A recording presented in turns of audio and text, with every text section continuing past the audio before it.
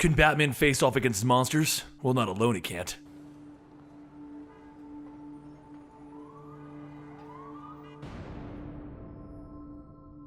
Welcome to the Complete Story Series, where I take trade paperbacks and single issues and I break them down into digestible bites to help you understand. Then I read it dramatically back to you. All alterations of the panels, text, and images are to prevent copyright problems, and all art is owned by its respective companies. This is the first Bat Family crossover in the DC Universe that we were hearing about during the I Am Gotham storyline. Batman and Batwoman stand on top of a building as a hurricane is barreling down on top of them. They are trying to decide what they should do next, and that's when Nightwing lands near them, telling Batman even he can't fight nature. He warns Batman that this flood could potentially be worse than Zero Year, and Batman tells him, "I'm not giving up on anyone. I'm going to save lives until I have to give my own. Tim would have." If you're curious as to what happened to Tim, then go check out our Detective Comics video. Meanwhile, in the Cauldron, Dr. Strange is working out in the buff before checking his watch, because it's time.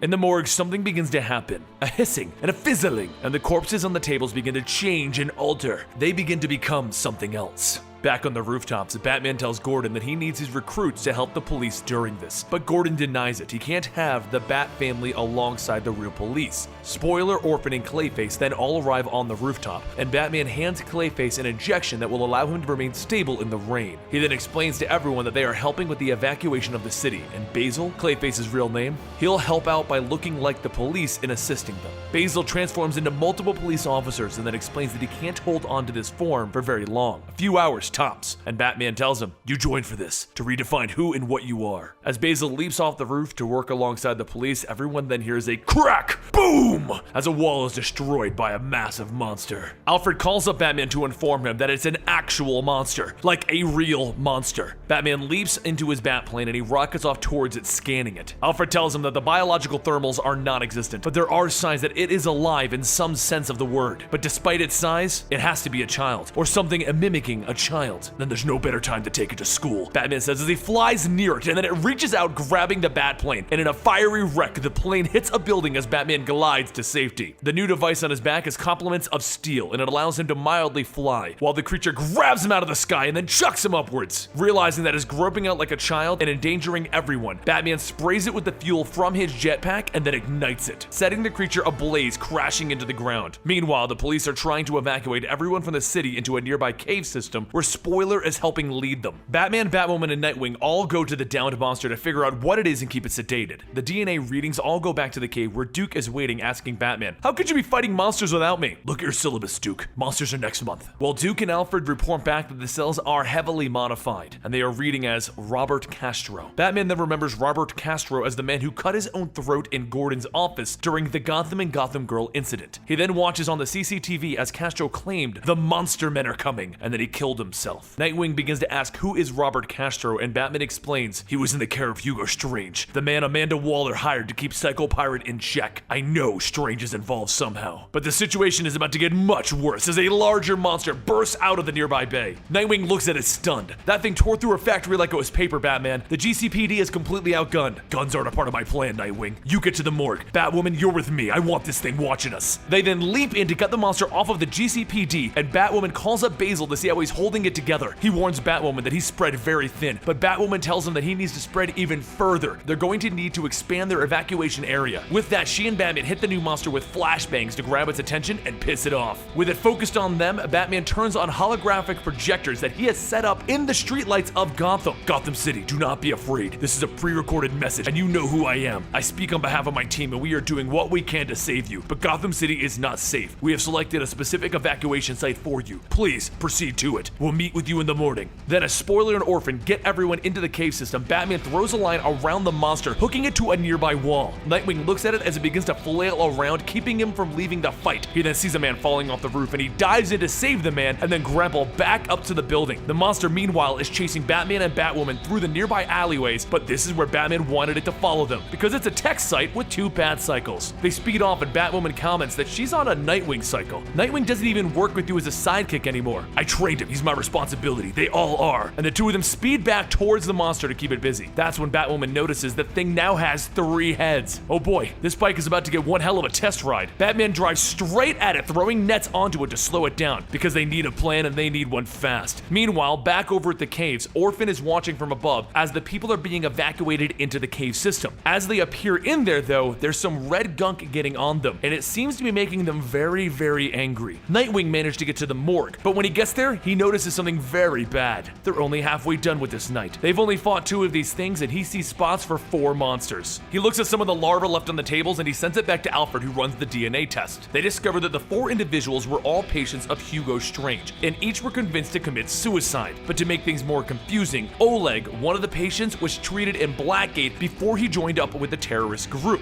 Alfred then reports alarms are now going off in Blackgate. They're under attack. Nightwing takes to the rooftops and he begins swinging in that direction, and Alfred tells him to wait for backup, but someone else jumps on the lines to inform Alfred he'll have backup. There's another person on the Bat team that hasn't arrived yet, Gotham Girl, but she's been coping with extreme fear set off in her by Psycho Pirate. And as she tells everyone that she's coming, Batman screams at her, "Claire, you aren't ready. You don't have to do this." "You're right, Batman, but whether I want to be Gotham Girl or not, I need to be." And she rockets at super speeds past Nightwing. Back down in the cavern, Spoiler is trying her best to calm everyone from growing angrier, but that's when a little boy hits the ground from being shoved over. Everyone begins to fight amongst themselves over that incident. That's when Orphan jumps in to fight against the civilians now growing out of control. Meanwhile, over at Blackgate, Nightwing is gliding in behind Gotham Girl as she arrives first by slamming her fist into the ground, throwing back all of the weird creatures trying to eat the inmates inside. Back with Batwoman, she continues to race down the streets, dodging falling buildings that the creature is tearing down, and checking in with Basil, who's being stretched so thin that he's beginning to lose his form. But he does manage to save some children, just as the monster grows another head, giving it 5 now. Batman and Batwoman are beginning to lose control of the monster without enough cables to hold it down. But back in the caves, Spoiler realizes that it is the red gunk that is causing people to grow out of control. But there are now too many people infected, and her and Orphan are trying not to hurt these innocents. She comes up with a plan to throw up a giant net blocking the exit to the cave, keeping herself separate from the poor civilians and giving her a chance to figure out what's going on. The red gunk is algae. It's plant-based and it must be communicating through the air. So if she can turn up the heat in the caves, she'll separate its communication, separating itself from the civilians so that they can get a chance to free themselves. Over at Blackgate, Gotham Girl burns through the creatures with her heat vision, demanding to know if they think she's afraid. She gets so into her fight that she begins to injure the prisoners there that they're trying to save. Nightwing jumps in to catch the prisoners, telling her to calm down. She's hurting everyone by attacking wildly. She tells them that she isn't fighting wildly, and then she's jumped by more of these creatures, and she has to break through the wall to try and shake them off. But that's when she finds the monster behind all of the babies now growling at her. She refuses to be afraid any longer, and she walks forward, tearing the arms off the creature. Nightwing tells her that that's enough. She subdued it, and then she grabs it with her 2 hands, telling it, "I won't be afraid anymore!" And she rips the whole thing in 2, spilling the blood on herself and Nightwing. They then begin to fight against it as the blood changes them, and it morphs them into monsters. Back in the city, Batman watches as the monster that he and Batwoman are fighting continues to morph and grow wings and now try and escape him. But this is Batman, and he refuses to let it go as he now soars through the skies, holding onto the monster. Duke then reports that the serum the Strange has used is made up of a super steroid that looks like a venom. Batman then puts it together. This is all because of Bane. Bane is somehow attached to Hugo Strange. Then Batman begins to fall to the streets down below just as Batwoman catches him. "I had a plan." "Good to know, so did I. Saving you was a bonus," Batwoman tells him as an explosion goes off on the monster, and then they both land on a nearby rooftop. That's when they hear it. 2 monsters that are coming across as Nightwing and Gotham Girl. Batwoman tells Batman to go take care of the giant flying one while she handles Nightwing and Gotham Girl. He's too close to them, it'll cloud his judgment. He runs off to bring the monster down to his level, and he hits it with the oil out of his motorcycle that happens to be super conductive, and then he shocks the heck out of that monster. The bigger problem, though, is that Batwoman is now dealing with Nightwing and Gotham Girl, and because Gotham Girl is still super fast, she's a bit too fast for Batwoman to even see. Batman races back to find Gotham Girl there, but no Batwoman. And that's because Nightwing has grabbed Batwoman and is now carrying her off into the skies. So Batman turns to Gotham Girl. "I'm sorry about what happened to you. Psycho Pirate infected you with fear, and then the Blackgate creature turned you into this monster. I want to help you, but I can't until I stop the thing that you've become, which I can't do alone.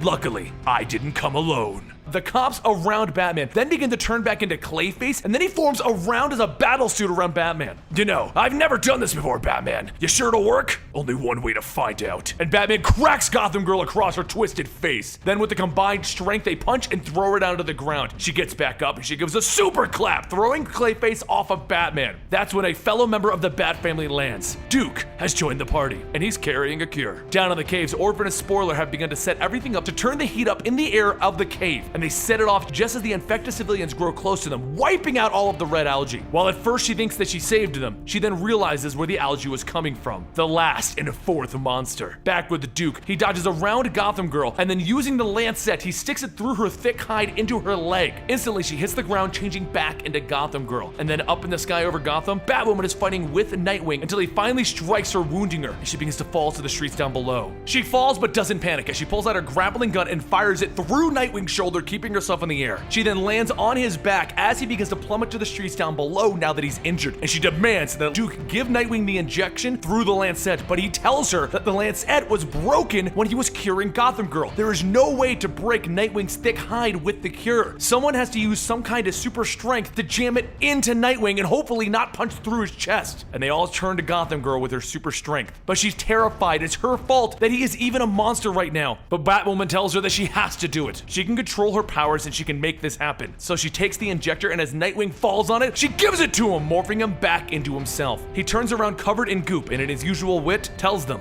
"Between here and Blackgate, I seem to have lost part of my shirt. Did I miss anything else?" And that's when we see the final monster. The giant algae monster now has grown in size and is heading towards Gotham. Gotham Girl picks up Nightwing and Spoiler and brings him to a nearby rooftop where they activate a portable computer to get to work trying to figure this whole thing out. Hugo Strange is involved. There's 4 individuals. Where is he and why was he picking these people? Nightwing and Spoiler begin to track Hugo Strange's signal to figure out where he is, and that's when the creature begins to climb the side of the tall building, knowing that it has to stop Nightwing and Spoiler. As it gets to the top of the tower, Batman knows that he needs to activate his secret weapon, and that's when he calls out, "Code Action Pickney." The city goes dark and the Wayne Towers then activate, blaring their light into the city. Nightwing turns to Spoiler and tells her that they've got to leave. The tower's heating up and there's a giant muck monster right behind them. But Spoiler insists that she has almost got his location. She almost has this solved. And then she's got it. And they leap off the tower as it sends an electricity burst through the tower, shocking the monster. I told Bruce this was a good idea. While it would appear the Bat family is winning, the night isn't over, as the cells from each of the fallen monsters begin to converge and create a new beast on top of the child beast. A massive beast. As Nightwing and Spoiler join Batman, he explains that each of the Wayne Towers were built as mobile shelters fortified against catastrophic attacks. He built them after Darkseid's last attack, and he wants everyone to pilot one now to use it against the giant monster. But before they leave, Nightwing explains what he and Spoiler found. Each of the patients has been changed into monsters. Strange chose each of them for a various emotion that they were afflicted with, and he chose them because what they are suffering from is a statement for what is Batman. Batwoman, Nightwing, Spoiler, and Orphan all get to the various towers and power them up as the monster crushes the city around them. Batman lands on Anders' tower, where he's told Strange is by Nightwing. He walks inside and demands, "Waller, Psycho Pirate, Gotham's death, you're monster men. You've been desperate for my attention. Well, you have it now. What now, Strange?" "Now? You mean finally, Batman." And Strange turns on a light, revealing himself sitting on a throne of psychology books in a replica Batsuit. "Don't jump at me, Batman. This may look like your suit, but it's actually a suicide suit. Any blows greater than a footfall and I die. You can't touch me. I don't need to." "Of course you do, but you can't. You call them rules. I say it's your own personal mania. Batman, you are not well. But even so, make no mistake, Gotham needs Batman. It just doesn't need you. Batman will be me." Out in the city, the Bat family begins to fire hooks into the massive monster, holding it into position. But they have a problem. While they have the cure to turn it back to normal, they don't have the lancet, so they can't fire it into the thick hide of the monster. So Nightwing comes up with a plan, and he runs down the grappling line, and he leaps into the monster's gaping mouth. And on the screen, Strange and Batman watch. "Oh look, Batman, another dead partner. Do you want to know why?" "You do not want to go down that road. Because Batman is too much for you. The weight of him breaks you and everyone around you."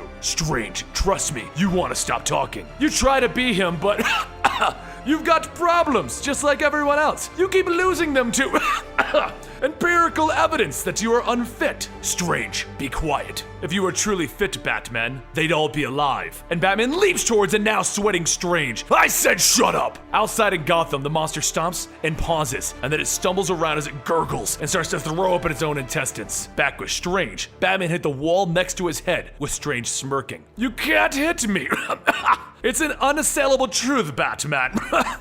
Don't fight it. Go ahead, Strange. Keep talking. That's when we see Batman's plan, because outside, Clayface has covered the entire top of the building, creating an airtight seal. And Strange begins to feel it, the struggle to breathe. He can't even draw a breath any longer. Down on the streets, Nightwing is thrown out of the monster, riding its guts down to the street. And that's when Batwoman gets to him. He's unresponsive. Strange falls to his knees and he begins to claw at Batman, unable to accept his defeat. You thought projecting my faults as monsters would stop me? You don't understand me at all, Strange. I don't run from monsters. I embrace them. You can unseal the room, Clayface. Strange is unconscious. You got it, boss. How long can you go without air? Longer than him. I said I wouldn't have to touch him. Back on the streets, Nightwing sits up and Batwoman asks him how he knew that there was a smaller child inside of the hulking beast. He explains that after looking at Strange's sessions, he saw that Strange saw the biggest fault in Batman was his ego. And the ego that drives him would have had to have come from a child. But Strange got it wrong. He read the book, but he didn't understand it. All of the monstrous faults in Batman aren't faults, they are fuel.